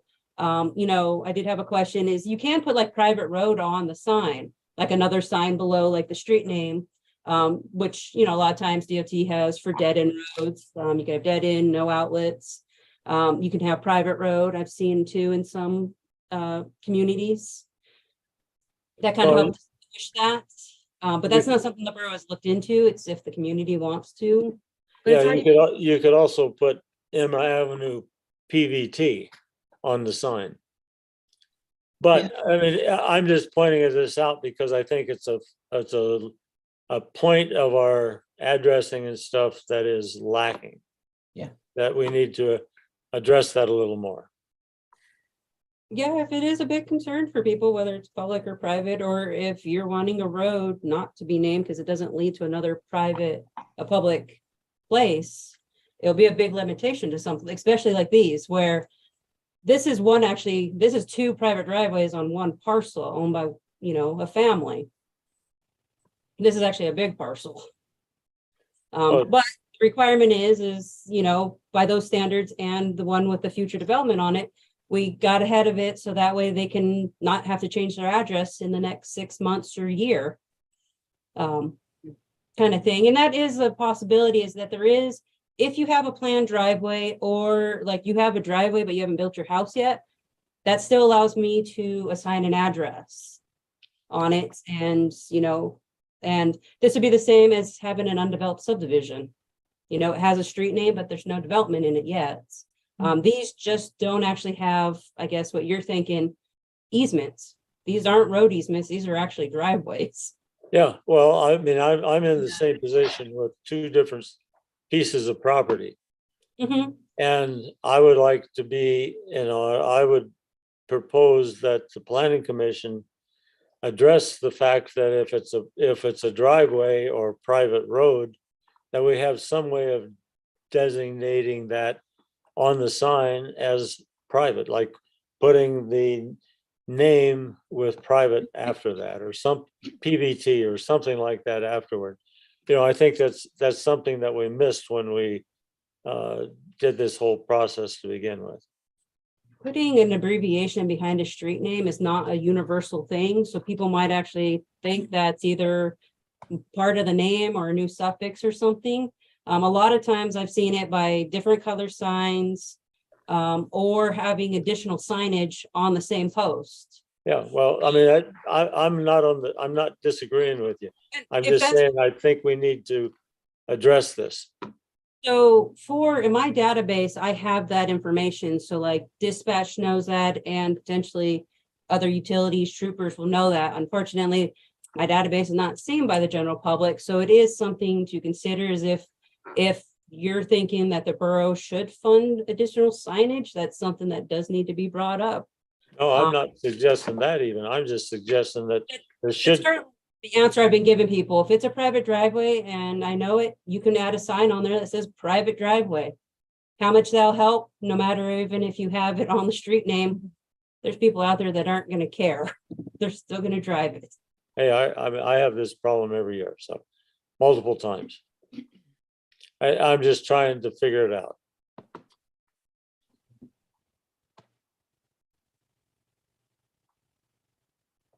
All right, is there any more discussion on the resolution?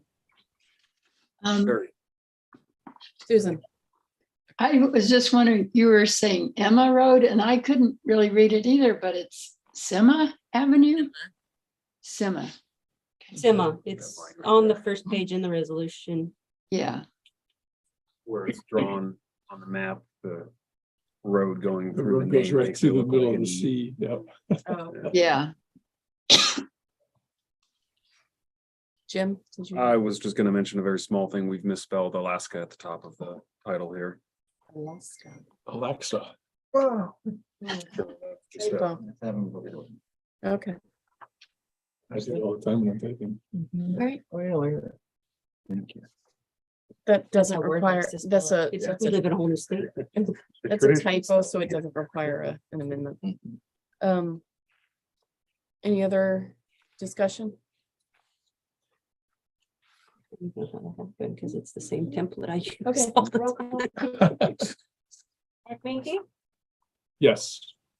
Susan Braun. Susan, Oh, she's muted. sorry, I keep changing it.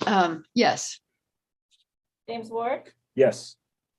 Steve Jones, Yes, Eric Haugen, Yes. Baxter Mercer, Yes, Kislin Hinch. Yes. Unanimous.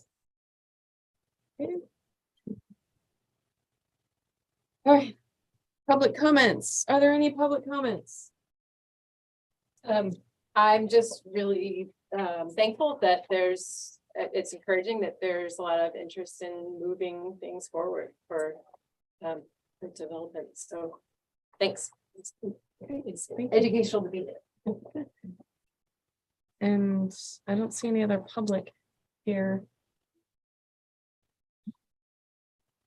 Okay, commissioner comments. Mark. Happy New Year, everybody. It's good to be back at business. Wanted to thank the Assembly for approving all of us for yet another year of service. Want to thank the borough staff, Teresa, and everyone involved with all the surveys and grant work you guys are doing, and Marcia for the addressing. I've applied one commercial and one residential, and I thought the online process was actually really simple to do. So good job. So thanks for everybody. And hey, we made a motion to approve something and move forward with the subdivision planning. So it's been a long time coming for that. So go sub. That's it. Thank you. Well, again, appreciation for all the hard work and planning that goes into setting these meetings up and giving us the tools we need to make things happen. You know, I'm watching pretty closely something that the Denali Borough School District is having deep conversations about with the budget problems they're having and some of the decisions that they're going to be making to resolve those budget problems. It would seem to take some time before the changes that they might make would come to the Planning Commission, but being that some of the properties that they're looking at are borough land, it's certainly something that, I mean, all of it really touches all of us when they're talking about, you know, looking at budgets for closing schools or changing some of their operational plans. It's big things happening, and certainly is going to affect all of us in one way or another if and when any of that happens. So yeah, but coming back to this, I do appreciate everybody putting these meetings together, and thankful to be on here for another year. Thank you. Thanks for doing all the work. I like the surveys and then worked out really well. Two things sideways. So, you know, still Golden Valley still has the intention of shutting down one of the plants in next year, 2024, by the end of 2024. So that is going to impact a lot of things if that happens here. Right. Maybe they might come to census, not do that. The other thing was, Larry and Kathy Lake's house burned down, or their barn, most of their stuff burned down over in Ferry. Okay. So they're a homeowners group over there, but they're also still in the borough. And there's no access over there. So there's, you know, by the time we heard about it, it already basically everything was engulfed, you know. So I've gotten a couple phone calls today so far, wanting to know if fire departments, what the fire department's going to do about that over there for the future. I've told them really the way the things are getting across the bridge, there isn't really much anything we can do. So I don't know if anybody else has gotten anything about it. We tried to get a fire engine over there for a year, but no place to store anything, you know. And most of the roads over there are not accessible. Kathy lives at the very far, almost only one person lives past them on up North Ferry. But so one of the other people that were a little perturbed the fact that we didn't have stuff set up to go over there to fight a fire. And the other one was just a general interest, want to know if being in the borough, are there any future plans to include them into getting some of the stuff that everybody else takes for granted on this side. Just making that comment, not asking you, and just ask a special comment. So, but otherwise, everything's going great. Thanks, Baxter. Susan? I'm in shock about the Lake's house. Wow, I didn't know it. I am glad that I can join you. I'm not in Alaska, so it's great that I'm able to do this. And I think good progress was made. I also appreciate the borough staff. I mean, we couldn't do anything if they weren't setting this all up very well. So appreciate them and all of you. Thanks, Susan. Steve? I just want to say, I really appreciate the borough staff and Marcia and all of her efforts on the road naming and addressing and stuff. It's been quite a project and a long time coming. And even though I argue with her sometimes, I really appreciate what she does. Don't worry, we've gone over stuff long enough. I'll give you an answer. So, it's, I really do. So I do appreciate that. And, even though we've been a borough for over 20 years, we still have a long ways to go to be fully functional in what we would like to do. And we're headed in a good direction, but we have it's a process that we're going to go through. So anyway, I thank all of you guys. And I appreciate the mayor's work because he does a lot of stuff that we may not see the necessity to, but it's important for the direction that this borough goes in the long run. So thanks. That's all I have to say. Thanks. Eric?